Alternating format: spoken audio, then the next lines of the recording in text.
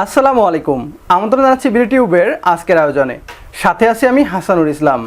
আজকের ভিডিওটি দেখার পর একজন বাংলাদেশী হিসেবে আপনিও গর্ববোধ করবেন। এটা হয়তো পৃথিবীর সেরা প্রতিশোধগুলোর একটি। আমাদের মাননীয় প্রধানমন্ত্রী শেখ হাসিনার সঠিক নেতৃত্বে বাংলাদেশ আজ এমন এক জায়গায় পৌঁছে গিয়েছে যে আমাদের নিয়ে ট্রোল করা এবং হাস্যরস করা পাকিস্তান বাংলাদেশের সাথে সম্পর্ক উন্নয়নের জন্য আজ উঠে পড়ে লেগেছে। শুধু তাই নয়, বাংলাদেশের উন্নয়ন থেকে শিক্ষা নেওয়ার জন্য রীতিমতো যুদ্ধ করছে তারা।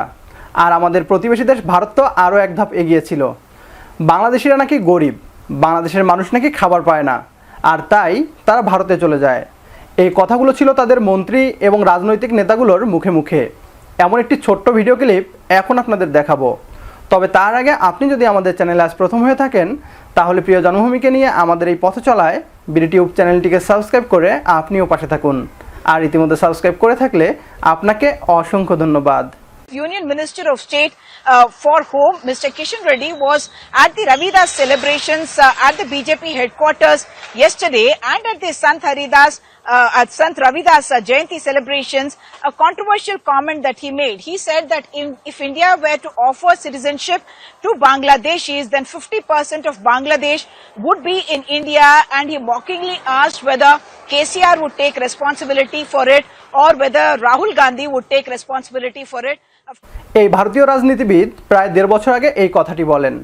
এর আগেও ভারতের অনেক রাজনীতিবিদ, বিশেষ করে বিজেপি নামের উগ্রবাদী দলের নেতারা এই কথাগুলো প্রায় সময়ই বলে থাকতো।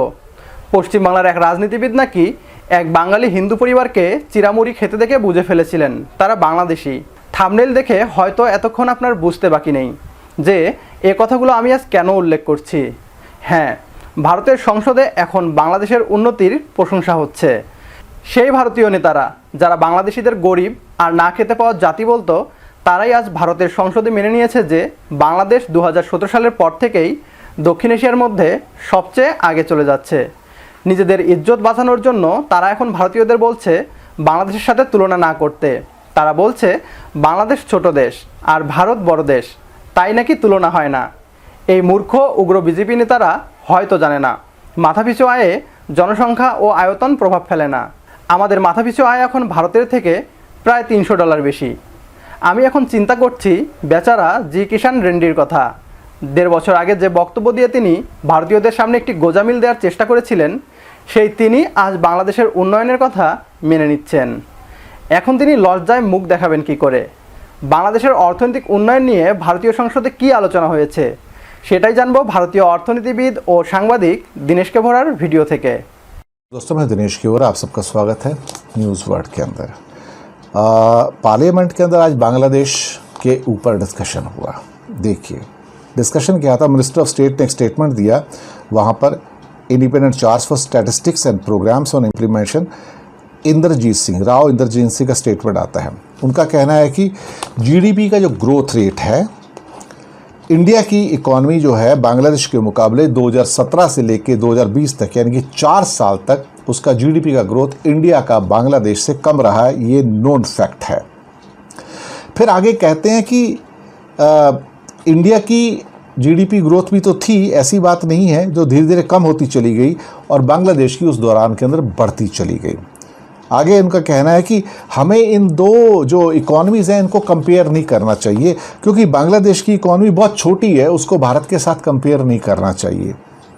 कमाल की बात है, कंपैरिजन जीडीपी ग्रोथ का हो रहा था, ये वहाँ पर साइज़ को लेके आगे कि उनका जो साइज़ है बहुत छोटा है और उस साइज़ के बेस पे the comparison of economy doesn't warrant any, you can say, urgent discussion on that one, and this is not proper and appropriate to discuss the total GDP or GDP growth of two countries।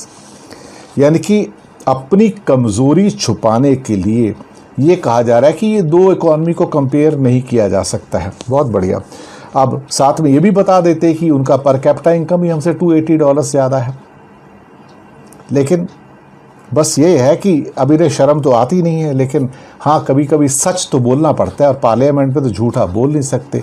हालांकि BJP तो झूठ बोलने के लिए famous है। दोगला चाल, चरित्र और चेहरा है इनका। तो অসংখ্য ধন্যবাদ জানাই ভিডিওটি শেষ পর্যন্ত দেখার জন্য।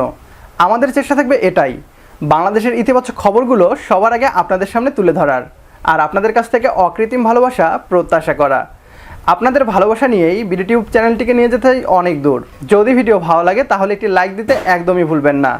আর আমাদের চ্যানেলকে সাপোর্ট করতে কমেন্ট বক্সে লিখুন #বিডিটিউব। লেখার সময় কোনো স্পেস ব্যবহার করবেন না। সবার সুস্থতা কামনা করে শেষ করছি আজকের ভিডিও। তো দেখা হচ্ছে পরের ভিডিওতে। সে পর্যন্ত সবাই ভালো থাকবেন, সুস্থ থাকবেন আর আপনাদের ভালোবাসায় সিক্ত বিডিটিউব চ্যানেলের পাশেই থাকবেন। আল্লাহ হাফেজ।